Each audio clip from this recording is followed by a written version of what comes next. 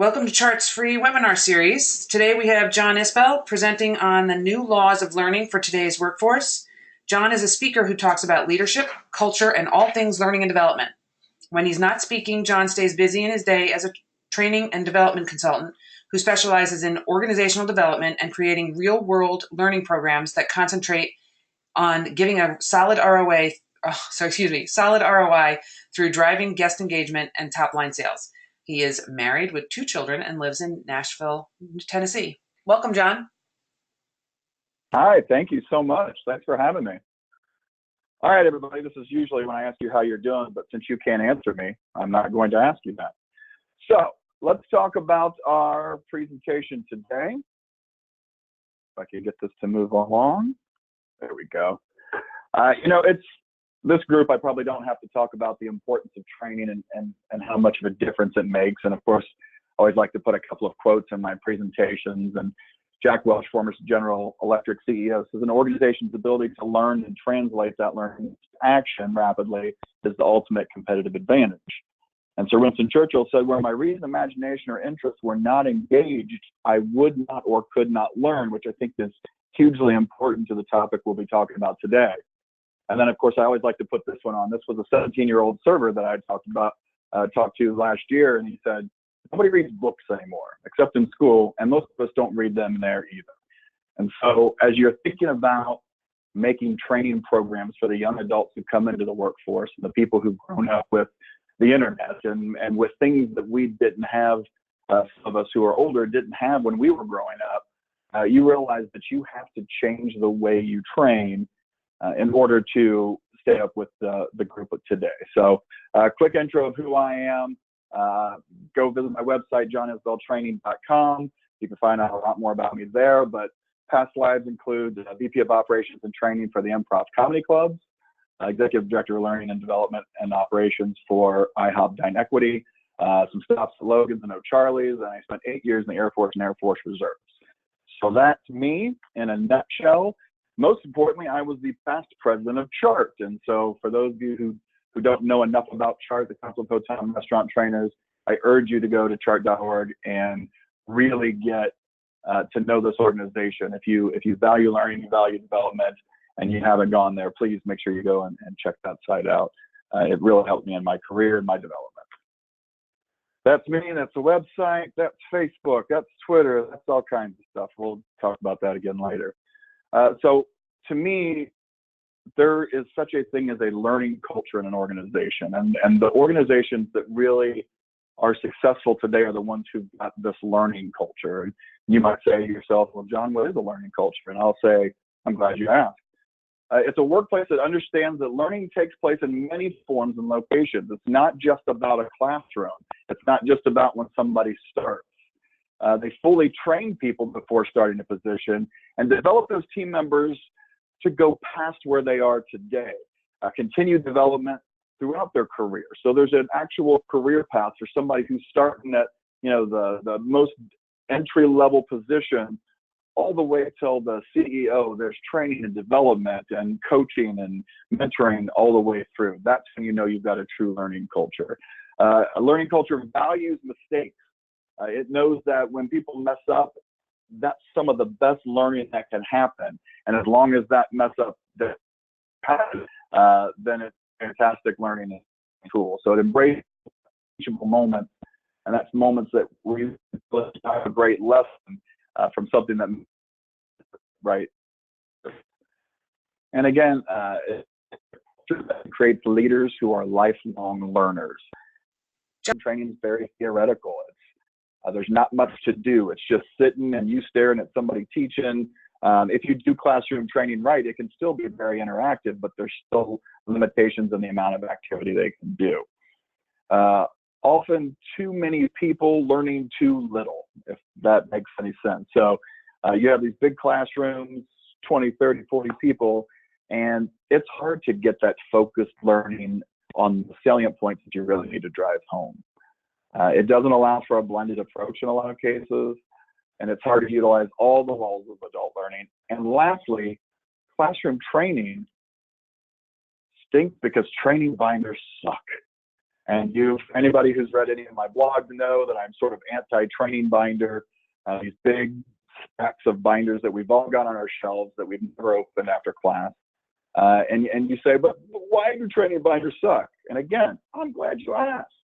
There's too much info that's not needed immediately, meaning we stack everything we can into a training binder, and we feel so good about these big, thick binders that we give to people.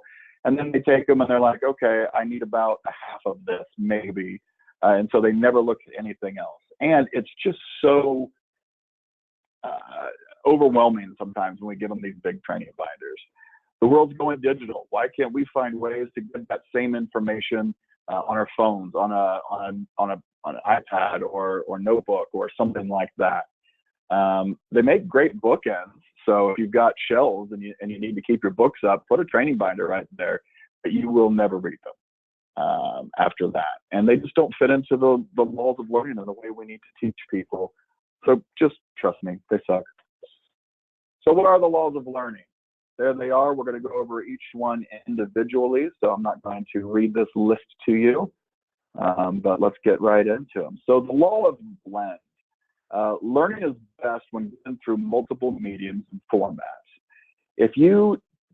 I just mentioned it earlier when we talked about Jimmy, the server, who had basically told me, I don't read books, I don't read binders, I don't read pages. Even in school, we don't read that much. We might get I don't remember what they're called now. They're not Cliff Notes, but when I was younger, they were called Cliff Notes. They get the cheat sheets. They get things online. My son's 15 and he gets homework texted to him. And so you've got to figure out a way to blend your learning. Maybe it's some classroom, maybe it's visual, maybe it's e-learning, maybe it's a small group training. We've got a grill there to show you've got to do some of this stuff in person, in action. It can't just be sitting in a classroom. And of course, the phones and all the technological advances that are happening now.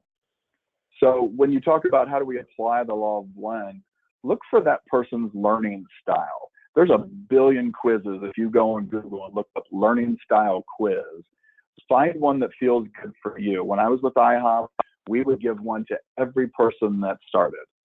That way we knew what their learning style was. Some are obviously more visual, some are more audio, and some are more just, I want to jump in and do it, kinesthetic. So we find out what their learning style was, and we would approach their learning in whatever way they were more comfortable consuming the information. And in today's day and age, where people are much more comfortable consuming on small format electronic styles, and we've got to really adjust to do that as well. And then have as many different channels as possible. So some people love e-learning, some people don't. So have some great checklists for people who just want to jump in and do it. Make sure your trainers know how to focus on that kind of person. Make sure you've got good e-courses for people who are really into that. Some people still like to read. So make sure that you have the materials that you can to read as well. Use e-learning, classroom, OJT, social learning, meaning Twitter and Facebook and those sorts of things. There's a place in training for them. Outside sources, there's so many great materials out there that you don't have to develop, that you can just pull off the shelf, that are not that costly and you can use. They're really fantastic. Self-directed training, there's a million different ways to get somebody the information they want in a way that they best can consume it. Law of repetition, that which is most often repeated is best remembered. Also, that which is most often repeated is best remembered. And that which is most often repeated is best remembered. Obviously, you get it. The more you hear something, the better you're going to remember it. So in a classroom, ensure you continue to remind people the main points already covered, even when introducing a new topic. So how does this topic build on previous topics? In e-learning, do quick pop-ups to remind of earlier points and link to your current point. So I'm a big fan of an e-course that has a little pop-up that says, reminder, or this ties right into the point we talked about in the last lesson, blah, blah, blah.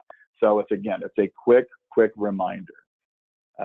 have visual aids around the property, which with the points that you need them to remember. So it's posters, it's graphics, it's small sheets, it's server cards or hospitality cards or cards that they can put in their wallet with things that you want them to remember that they can look at all the time. Just the more things are repeated, the more they're going to remember. And then my favorite one is quiz the new employees and even the ones who've been around for a while as you walk around during the day. Say, hey, quick pop quiz, and just ask them a question and see if they know the answer. And if they don't, it reminds them that there's information they need to know. You do this enough, and people are always ready for you. And with the spirit of competition, they kind of look forward to that. And so I do use that one quite a bit now with some of the companies that I'm working with. The next law is law of brevity. And it's funny for me to give this because anybody who knows me knows that I can talk for hours, but the human brain can only retain so much information. Keep the important points you want to make, and then don't talk about things that we don't need them to remember. So just keep it short. I call it everything they need and nothing they don't. So make sure that when you're making a point, don't use 20 words when one will do. Don't keep someone in training if they've mastered it early. That's another part of the law of brevity. We tend to go, no, the schedule says 5 days, this person's going to stay in for 5 days of training. Why? If they got it in 3 days, let's get them out on the floor. Or vice versa, if they need 7 days, give them 7 days. Don't be so attached to the schedule. Shifts should not be long when in training. A lot of people try to stuff as much training into a day as they possibly can. But again, because of the way the human mind works, if you give too much information, it's just not going to be remembered. I call it Twitter training. Some people call it chunk training approach. And that is, give everything in 170 characters, then let them go practice. Then give another short chunk, then let them go practice. Gone should be the days of the long videos that we sit somebody down and say, hey, watch these 12 videos and now get out on the floor. But I still find restaurant companies who do this. So again, if it's, learning your steps of service, give them 1 or 2 of those points. Now let them go practice those 1 or 2 points. Then come back and give them more learning or some sort of testing or whatever it is you want to do. But don't stretch it out and don't make it long. Don't make it something that they won't be able to remember. Keep it short and sweet. The law of desire, one of my favorites. Trainees only listen and learn if they want to learn or see a need to learn. And so what that means is if that person doesn't see the importance of whatever it is you're going to teach, guess what? They're not going to want to learn it. In addition, this law also is for the trainer's side. A really good trainer is somebody who's got that desire to train. We've all seen trainers who have been, they were great servers, let's say, or they were great salespeople, and we go, wow, we want people that are like them. And so we make them trainers, and they think as trainers. And the reason is they don't want to be trainers. They want to go out there and be server. They want to go out and be the great salesperson. They want to go out and make the money because that's what drives them to do it. I often talk about a guy when I was in charge of an IHOP restaurant, the training restaurant. We had 2 trainers call out. I had 3 management trainers there, and I just was stuck and didn't have somebody. So I went to one of our servers named Steve, and Steve was just an average server. He had a good personality, but didn't do the little things that would make a good server. Didn't seem terribly knowledgeable about a menu and things like that. He was just kind of an average server. But I said, Steve, dude, I need you to help me today. I need you to be the best possible Steve you can be. And Steve, I said, I'm going to need you to train these people. And he's like, yeah, man, let's go do this.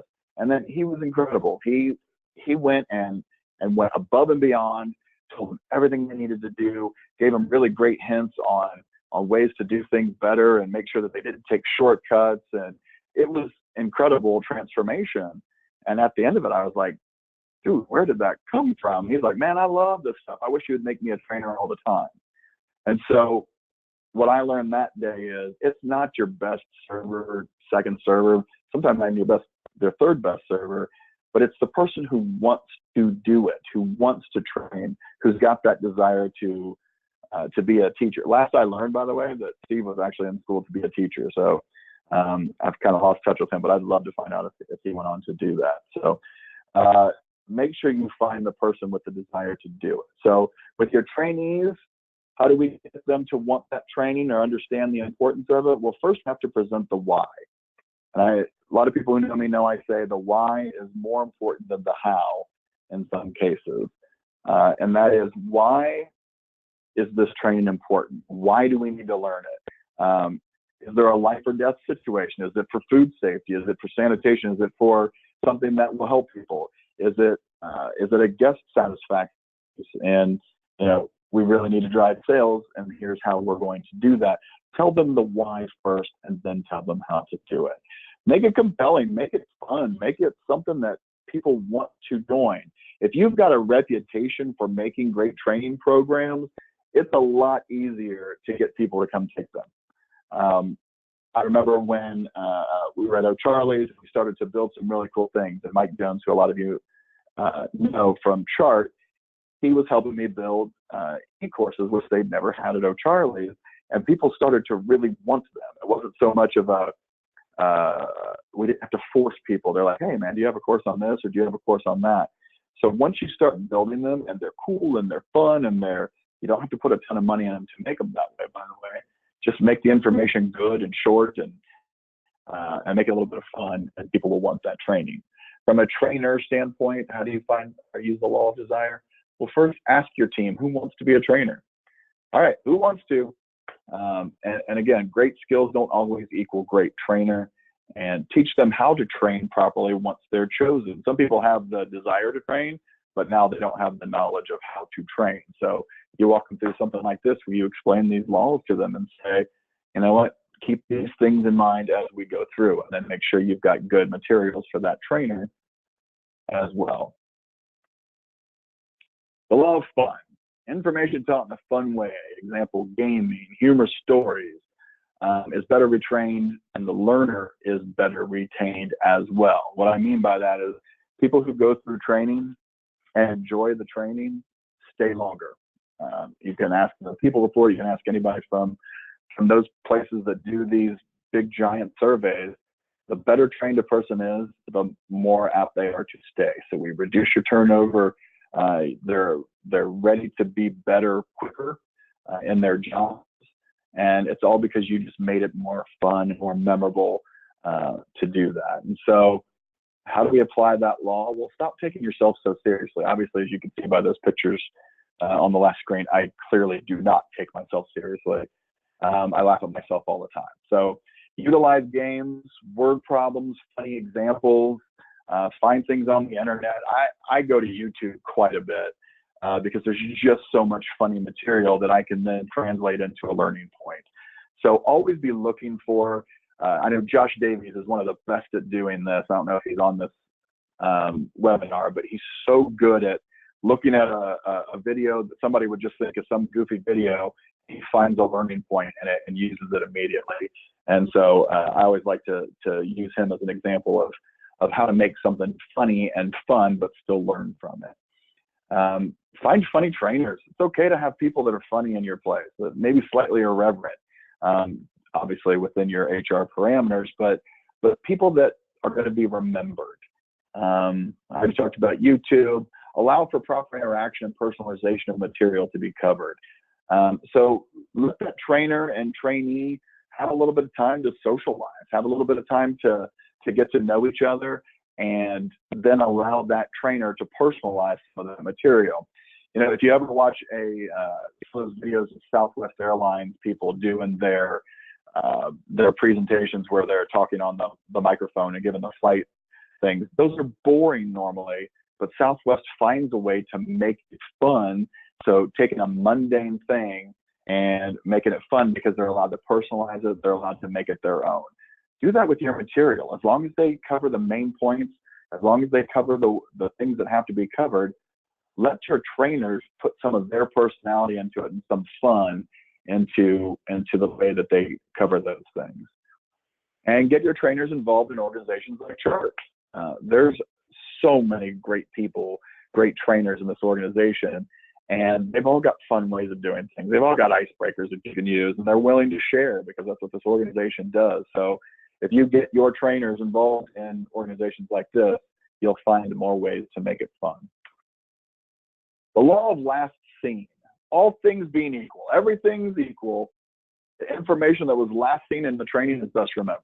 So that means if you go through a week of training, you cover different points every day, guess what? The stuff on day 5 is the stuff that they're really going to remember.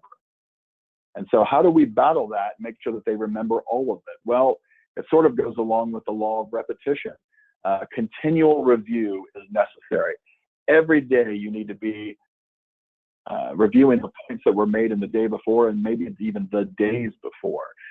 For me, if I'm in a classroom situation, it's quizzing all the time as I go through. Even as I'm in one module, if I'm teaching a point and I come to something that connects to something from before, I make sure and quiz them on that right at that moment so that they can see how it connects. It's constant law of repetition use. Have a great review of all main points at the end of every topic or section, and always tie in your conclusion to the overall lesson learned every single day. And then again, at the very last time of their training, make sure you tie in all your main points from the week. The law of real world. Training information that utilizes real world tools, scenarios, information, simulators, etc. That stuff's going to be retained at a much, much higher level than, and the learner up to speed quicker than if you just have them in sort of a classroom or just reading a book. These examples that are here, one client wanted me to make drawings of builds, how to build a burger, how to build a salad, how to build a wrap, for example. And I thought, well, let's take it one step further. It would actually be more memorable if we had their actual product as we build. So the Belgian burger, for example, on the screen, that's all their own product. That's everything from there. I just took pictures of the individual things and then show it how to build from the bottom up. Now, if somebody doesn't know how to read, they don't have to read the stuff on the left-hand side. You can still basically make that burger without knowing anything. So it not only helps with the initial learning, but they keep them up there so that if somebody forgets in the middle of doing something, they can just look up and see how it's built.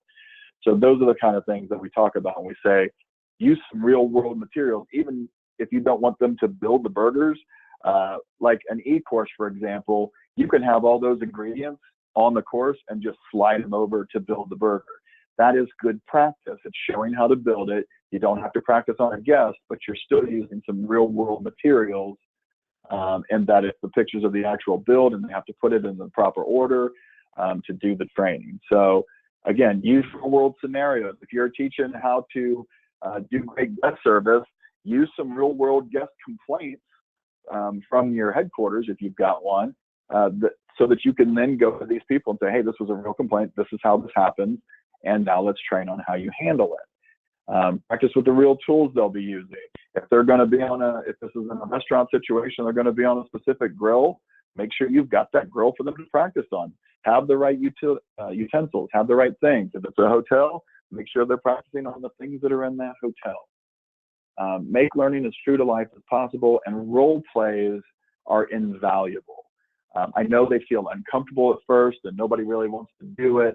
But if you get into small groups, especially if you're in a classroom situation where you can't be out in a restaurant or a hotel or in the workplace, those role plays where you've got a person who's reviewing, a person who's doing the action, a person who's being the client or guest or customer, then those kind of things are really where the learning happens. They apply it, they do it, you can give feedback, it's a safe place, but you're using real world scenarios and cards to do that.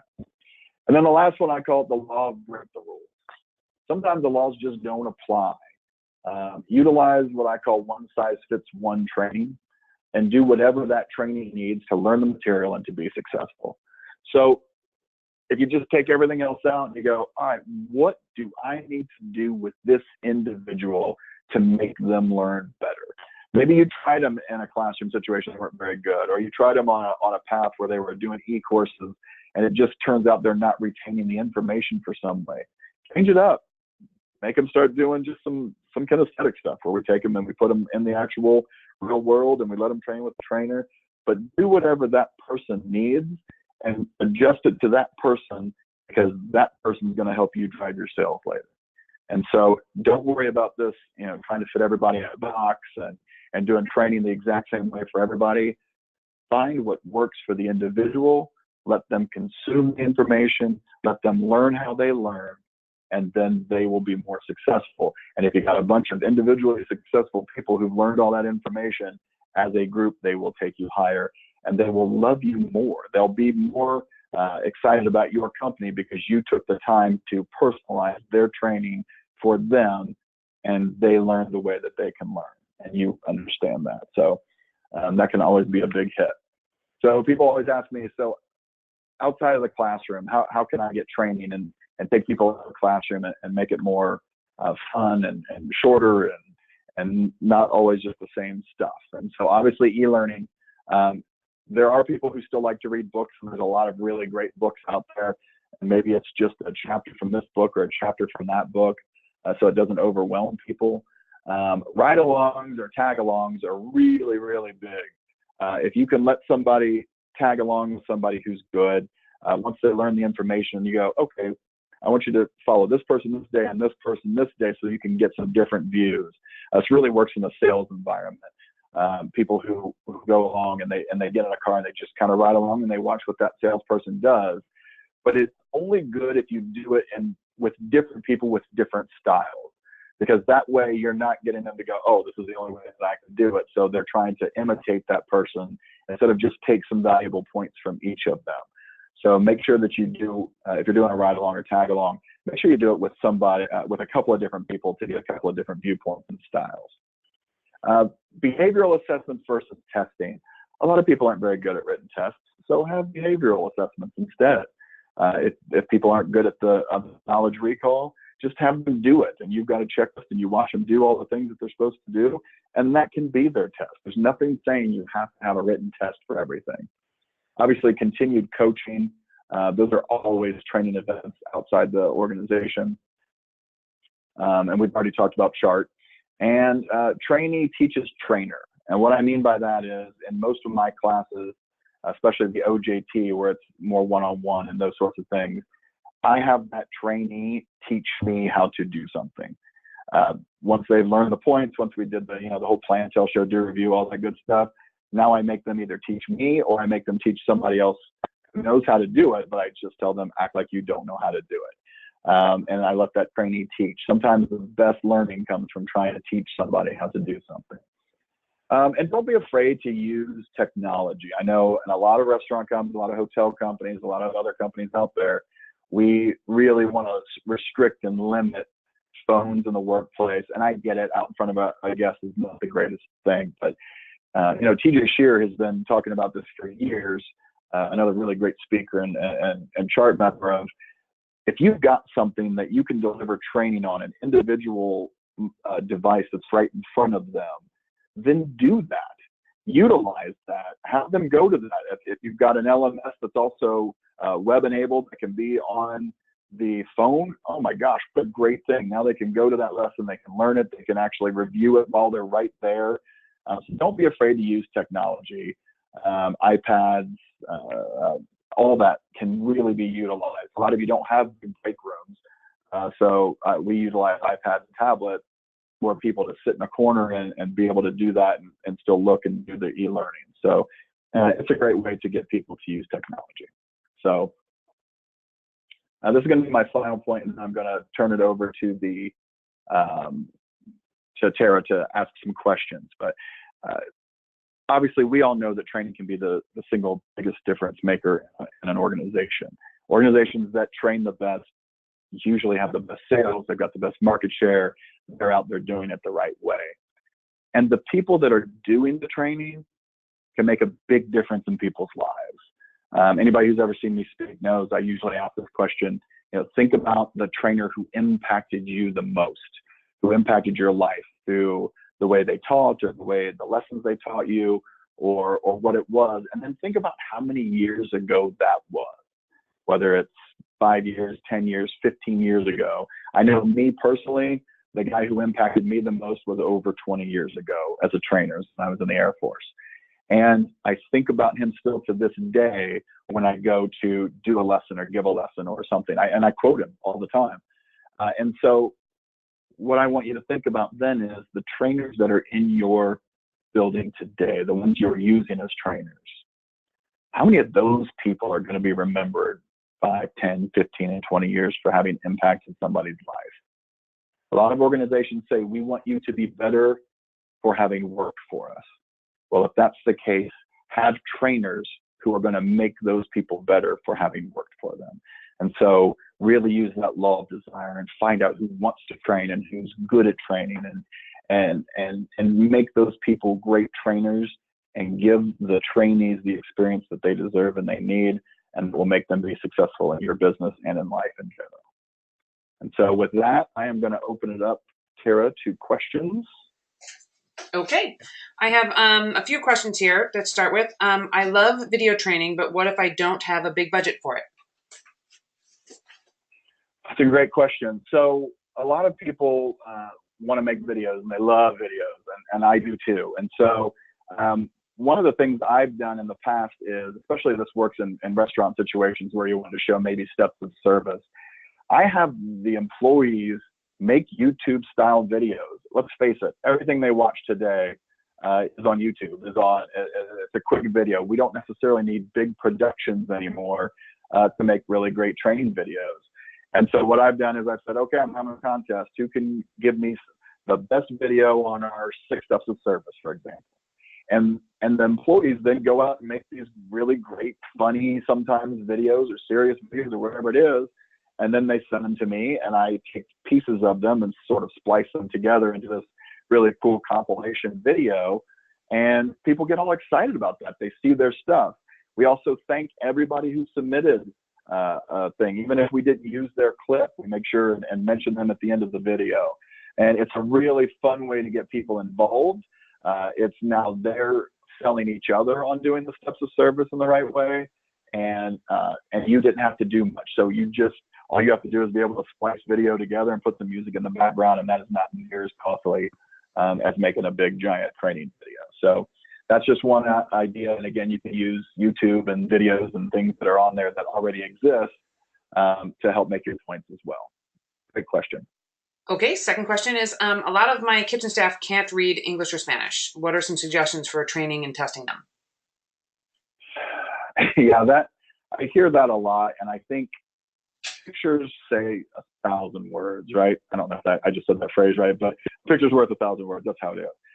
And so like you saw the build guide that I talked about earlier, look for visual aids that can help them, whether they can read or not read, what's going to make them be able to see how to do something quickly. And so I'm a big visual aid guy, I'm a big poster guy, I'm a big laminate guy, in that they're just quick pictures that can help people understand how to do something without having to be able to read all the way through. And then for testing those people, again, use the behavior assessments as opposed to the written test. Use a behavior assessment where you might take a cook and say, all right, make me these 5 things, and you watch them and make sure they do the technique right. You make sure they've done the food safety part right. And if they do it all right, then you know they've got the information. You don't need a written test to tell you that. That's okay. Okay, here we have, how can I know if I have the right people training? Well, I think we've covered that a lot in that I call it the trainer gleam. Some people get excited to teach people. Some people love that, and they have that ability to pass the skills and knowledge on to somebody else. And you know it when you say, hey, who wants to be a trainer? And people go, oh, I don't know. Or, well, am I going to get more pay? You know, those are the people that don't necessarily want to be a good trainer. But the people that go, yeah, I'll train, are the people that you just naturally see doing it. If you look around your kitchens or your hotels or places, you'll see people who are training that aren't trainers. They're going, oh no, you need to put this code in, and if you do that, and they'll be showing somebody, and they're taking the time to help them out. That's a person who's probably going to be a really great trainer. So look for that person. Okay, what method do you use to collect the videos made by your employees? And also, what are some of the examples of the prizes you give for the selected videos? So we just had them put them on Vimeo and send them to us. So we had a Vimeo account, and they would just record it, put it on Vimeo, and it's a really great way to collect a lot of video. And then for prizes, we would just give out gift cards. It was either iTunes or Visa gift cards or things like that.